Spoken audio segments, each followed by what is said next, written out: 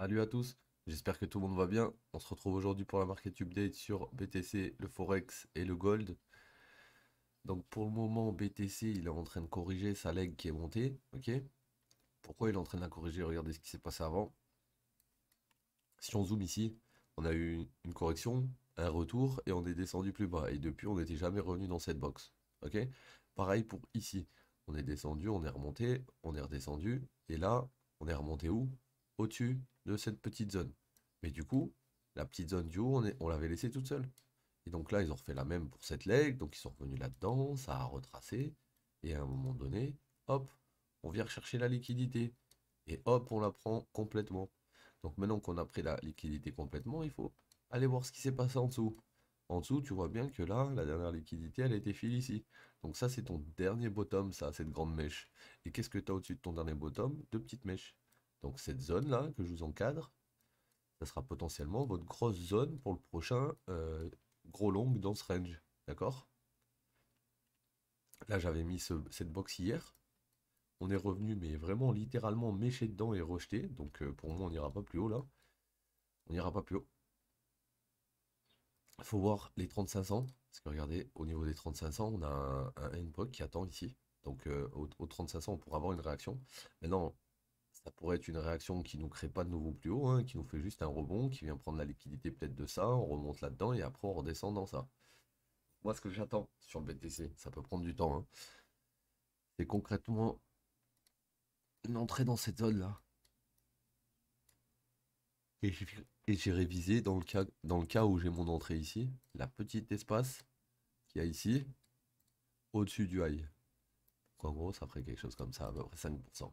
Comme on a fait précédemment ici, tac, on aurait visé le petit truc ici, là, et on l'aurait eu là, là. D'accord?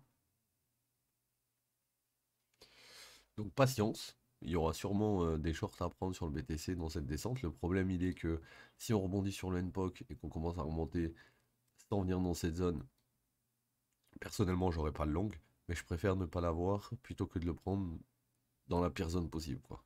Donc là, si on vient toucher le NPOC, qu'on a une réaction, on pourrait long pour éventuellement reprendre la liquidité interne du mouvement. Mais si on n'a pas de réaction, on va l'attendre dans cette zone. Ok les gars?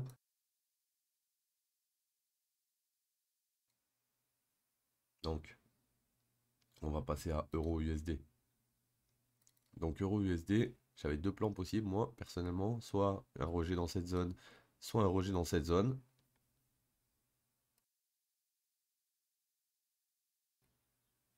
Je vois que pour le moment, on n'a pas atteint ces zones. Donc là, c'est ce que je disais tout à l'heure. On peut être dans une zone où c'est que ben il n'y a plus trop de liquidité, donc on a des rebonds. On pourrait revenir ici sur le gold avant de redescendre dans la POI du bas. Ou on pourrait revenir directement là-haut avant de retourner là-haut, là-bas. Donc là, je regarde un petit peu. Ouais, non, là, théoriquement,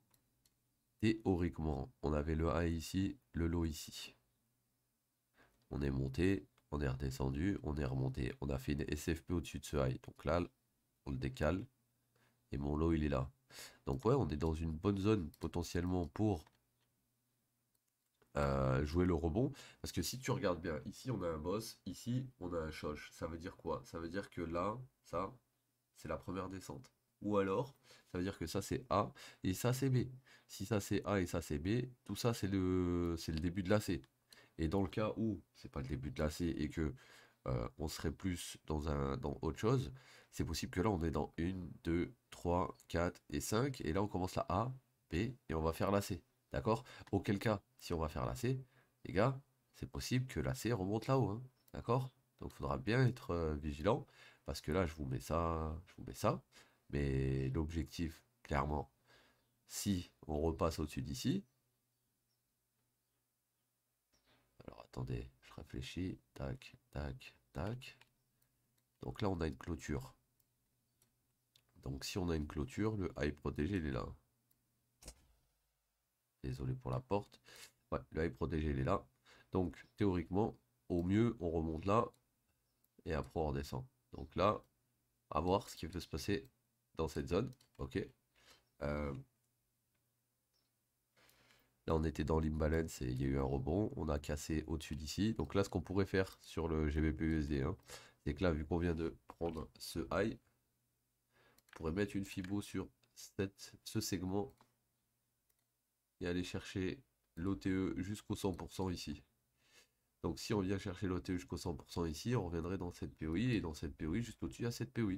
Donc ouais, clairement sur le GBP USD, à attendre cette zone là et dans cette zone 1,09700, si on a une réaction baissière, on prend le short. GBP USD, même scénario, hein, c'est à peu près pareil. C'est à peu près pareil. Donc lui, si tu veux, pour Choche, il fallait repasser au-dessus d'ici. Alright, il l'a fait avec cette leg. Et qu'est-ce qu'il a fait ensuite? Il est revenu, refil de l'eau. Et là, on est en train de monter là. Donc là, théoriquement, si on continue de monter, on devrait monter ici avec lui, d'accord? Donc 1,28. Donc tant qu'on est pour 1,28, pour moi, le short n'est pas valable. Mais à partir des 1,28, le short sera valable. Donc qu'est-ce qu'il va falloir chercher en attendant les 1,28? Bah, des entrées en longue, d'accord? Des entrées en longue. Donc vous mettez en 15 minutes, en 1 heure, vous regardez où sont vos OB. Hop, vous mettez des points d'intérêt, vous les étendez. Vous regardez ce qui s'est passé ici en low time frame. Hop, 4 minutes. Regarde ce qui vient de se passer. On a une chasse ici. Puis on en a un break au-dessus avec ce segment. Donc potentiellement début d'OTE ici. Et là, ça va partir. On va monter à 1,27 428. Donc on va retester le high. Et on va peut-être même SFP le high. Là, on va regarder un truc. Combien ça fait? Ah, ça va faire un petit 0,20. Pas dégueu. Donc, à voir ce qu'il va faire dans cette zone. Et une fois qu'il sera dans cette zone, s'il continue un peu plus haut, on le shortera un peu plus haut. Sinon, voilà, favoriser les longues. On va finir avec le gold. Donc le gold, il break sur break sur break sur break sud. À chaque fois, tac. Donc là, hop, on break, on break, on break. Donc là, précédemment, quand on a breaké, on est revenu dans cette bougie. Donc là, on vient de breaker, on pourrait revenir dans ça. Voilà, dès qu'on est dans ça, on est déjà en zone. On pourrait venir exactement au-dessus de ces mèches et pile poil aller mêcher la zone non méchée. Ça, c'est ce qu'ils vont sûrement aller chercher. Mais pour être un peu plus sûr de capter la zone, c'est bien de l'avoir hein, comme ça. Donc pour le gold, si on a un rejet ici, on short hein, jusqu'au low et là on arrivera dans une zone intéressante pour le long. Donc à voir ce qu'il fera ici. Par contre, si là on casse au-dessus d'ici, bah c'est pareil, hein, on regarde c'est quel leg qui a cassé, on attend le retour et on prend la OTE. Hein. Ok les gars? Tout simple. Tout simple, tout simple, tout simple, comme ici là. Je te montre, regarde là, on a cassé avec ce mouvement, celui-là là. Donc, je mets ma fibre. Et là tu vois qu'on est remonté en haut avant de redescendre et jouer ton OTE complète quasiment. Et le bas de la OTE est d'ici. Donc voilà, donc aujourd'hui il y aura du long un peu, il y aura un peu de short. Mais dans tous les cas, vous avez les POI extrêmes et vous savez ce que vous devez faire dans ce genre de POI. Donc maintenant, il reste plus qu'à attendre qu'on aille mitigate ces POI. Et puis moi je vous dis à demain les mecs. Prenez soin de vous. Ciao tout le monde.